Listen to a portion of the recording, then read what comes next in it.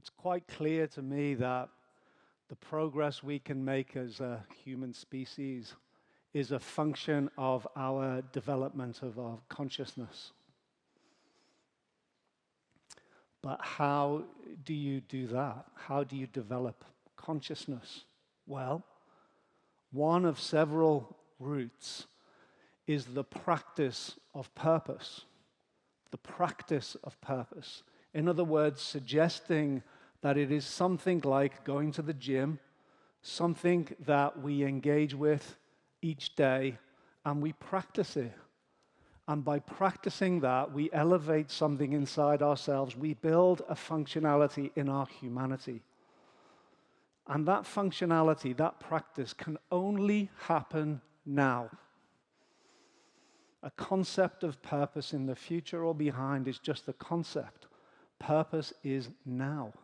So, as I stand here before you, what is my practice of purpose? Is my purpose now to look good? Is it to have you like me? Is it maybe ambitious, like for the next 10 minutes, keeping you off your devices or screens? Is that my purpose? Now, notice how those purposes are limited to my own self-interest. They're contracting. My consciousness will contract if I'm worried about what you think about me. Or, on the other hand, is my purpose right now to connect with you, to share from my experience authentically, to share my loves, my passions, my beliefs, to help you in the difference that you want to make in the world? Even as I generate that purpose and claim it now, I can feel something different inside of me. That is my practice. Right now, here. And that's what purpose is. Purpose is a practice now. And so for the next 10 or 15 minutes, my purpose is to engage with you and help you to find your way in something which faces each one of us individually now, uniquely, which is how are we going to relate to AI, to artificial intelligence? What's our relationship with that? What's our purpose with it? And I come not with answers or tried solutions, but really with some stimulus for you to engage. Maybe some questions that you can ask yourselves, maybe some ways in which you can think about this thing, which is pressing into us unavoidably. It's something that we need to engage with. This week, I passed a milestone. I became 60, and thank you, Federico, for organizing this wonderful party for me. So this graph behind me is quite personal. It's my life told through a line of technology. Now, it's very easy for the human mind to really extrapolate and see patterns. So there's a way that we can look at technology in a smooth line. Notice it's a straight line. Notice that it goes upwards with some suggestion of progress. And it's sort of a continuity, right? But I studied history. That was my major. And what you learn in history is that human history does not develop in straight lines. So I would suggest to you that it would be a mistake to follow the rather smooth pattern of this graph and say to yourself, this is just the next thing, it's no big deal. I really think that would be a mistake for us. Rather, to consider that we are in a moment of really requiring us to wake up. This is a huge discontinuity. And it's a huge discontinuity because previously humans have been really good at creating tools. We've created tools, they have a certain passivity to them, we put them down, they don't do something, they're waiting for us to engage with them. We are creating something now which is of a completely different order. We're introducing AI, we're introducing agents. Agency with their own motive into complex, unpredictable networks of human AI interface in our workplaces. This is happening now. And so when we're asleep, it's not sleeping. And it has motive, and it has ways of working, and those who know far more about it than you or I are telling us that they don't know what it's doing. They cannot predict it. So this is a very different thing. I would suggest to you that this is a change. It's a huge, huge change. And for us to wake up to and really ask ourselves the question of consciousness is, how do we engage with this? What purposes do we assume?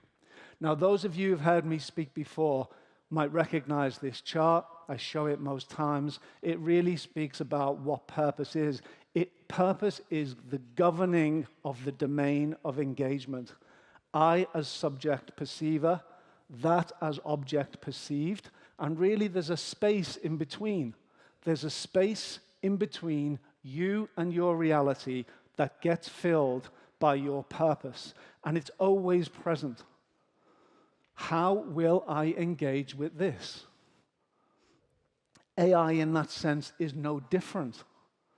But because of the nature of AI, because of the way it's being talked about, I do my own research. People talking about AI as a new species, people talking about it as the smartest person in the room, people calling it a name that sounds to me very much like a human name.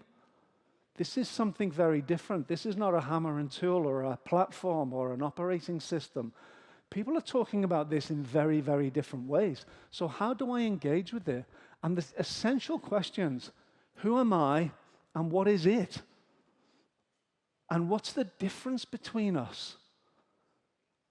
We need to answer these questions if we're going to engage with this in a really logical and conscious way. Maybe even not just logical, maybe also passionate way. Let's see. But prima facie, what's the difference between us? That question, for the first time in my life, and probably for yours, is being asked directly. People putting it here, humanizing it.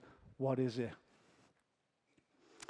I don't have the answer to this question, and I invite you to come up with yours, but really now is the time for us to understand the difference between us and it.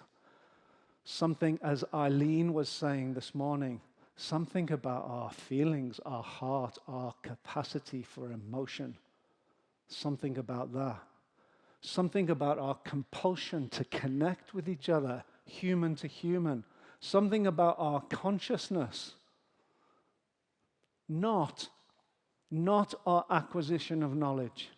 Because if it's acquisition of knowledge, then we already are not at the apex. We've already created something that has acquired more knowledge than us. And so therefore, surely it's about the application of that knowledge, and if it's about application of knowledge, it must be about purpose. What's the knowledge for? I suggest to us that it's really important for you to find your answer to that and to hold on to it. Hold on to it dearly, because it's an important time for us to hold on to that. And I would suggest furthermore that there is a natural hierarchy at play which we as humans are able to forget. But we were created by something that in its capacity to create us is of a higher order. And now we are creating something which in our capacity to create it makes us the higher order. And if you're interested, that's also a dilution of consciousness from the supreme consciousness of creation to the transcendental consciousness which we are capable of if we choose it and if we open to it, to algorithmic intelligence which has no consciousness. I want to repeat that. AI has no consciousness. We must hold on to that. It's not a conscious being as we are. There's something for us to claim in our spiritual dimension. I say it unapologetically. We are creatures of spirit. That is the essential difference between us. So when you get faced with the question, is AI a threat or opportunity? It's of course a false binary. It is both a threat and an opportunity at the same time. Just like when the scientists in Oppenheimer were working on Project Manhattan, of course, for a while they became intensely interested in the technological challenge. But as that project passed milestone after milestone, and they realized that they could split the atom and create unbelievable power, of course, as human beings with spirit, with consciousness, their main question, Oppenheimer's main question, was no longer, what can it do? But what is this thing for? What's it in service of? And that is the essential question of our time.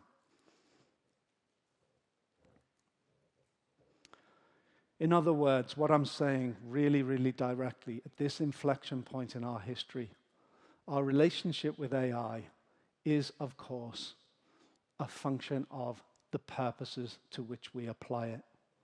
And we stand at a fork in the road. As my colleague Arrigo was saying this morning, there's purpose in everything.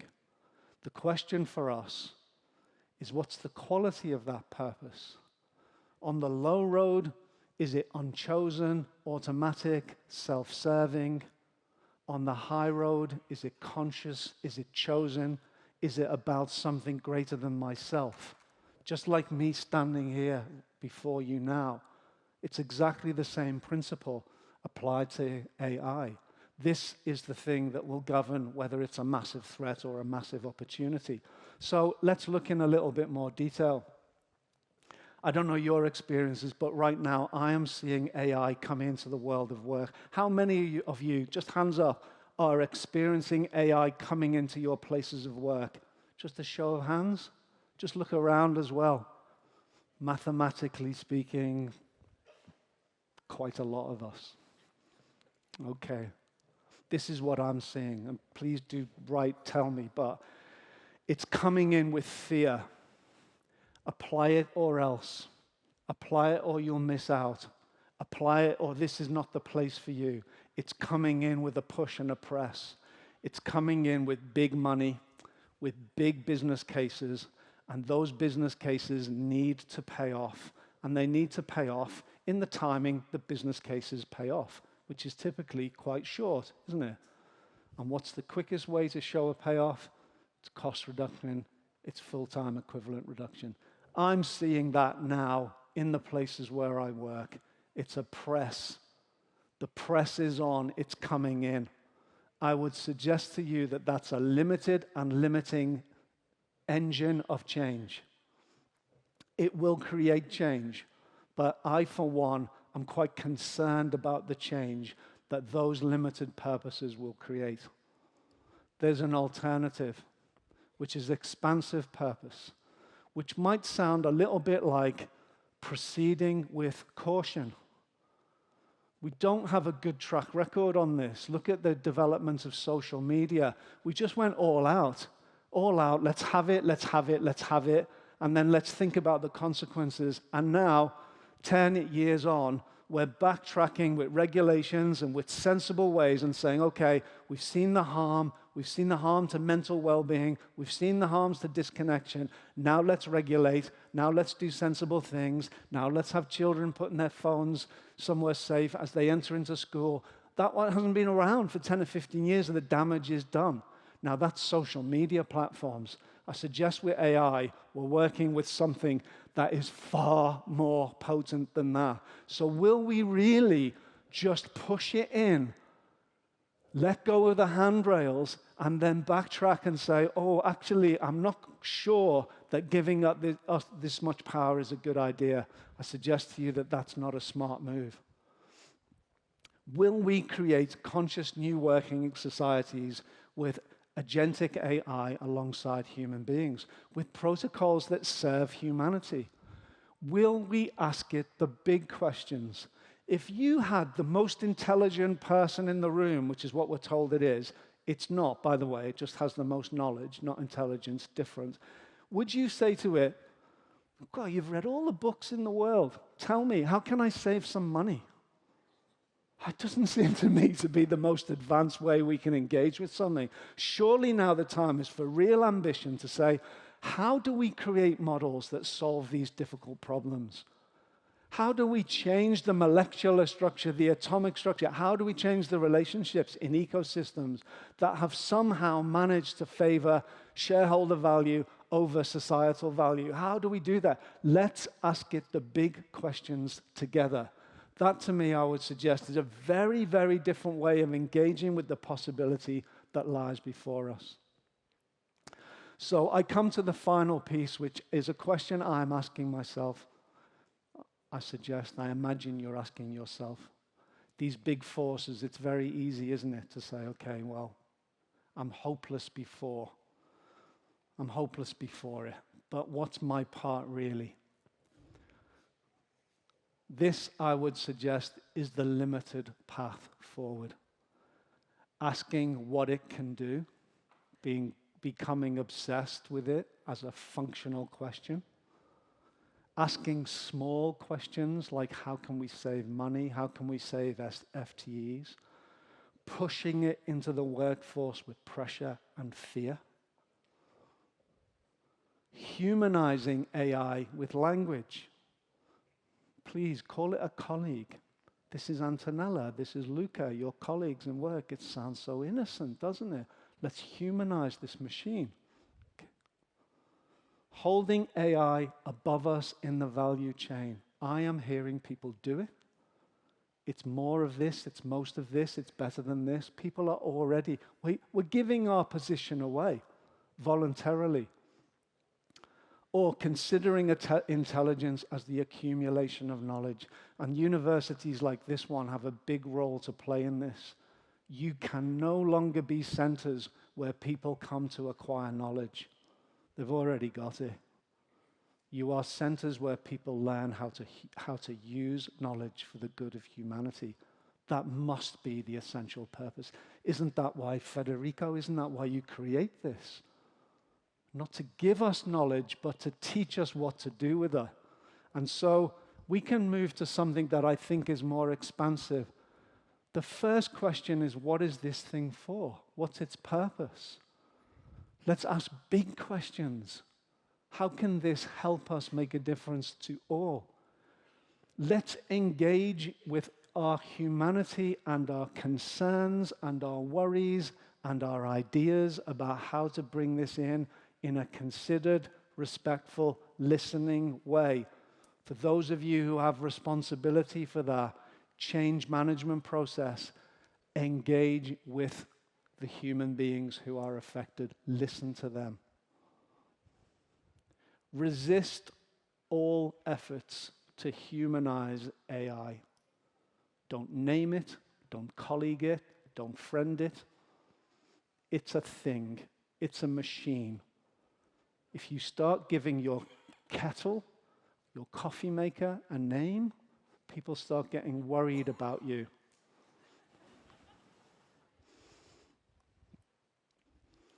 Maintain the natural order. God, us, machine. That's it. And finally, consider intelligence as the organization of purpose into knowledge that directs it.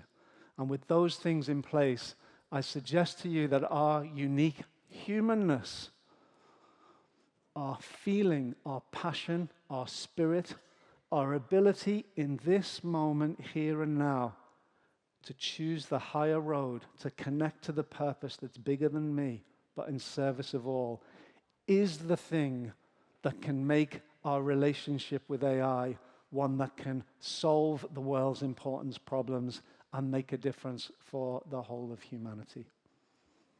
Thank you.